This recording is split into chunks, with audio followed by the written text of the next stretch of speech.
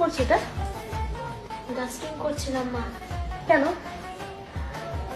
এটা কি তোমার বাপের বাড়ি? না, আমার বাপের বাড়িও না। তুমি কেন ডাস্টিং করবে? যার বাপের বাড়ি সে ডাস্টিং করবে। টিটু ভাই বসো। আরে এসব ঘন্টা ঘন্টা দেবে না তো। ফোন চালাবে সকালবেলায় উঠে এইসব করবে। ডাস্টিং করার জন্য তোমাকে নিয়ে আসিনি।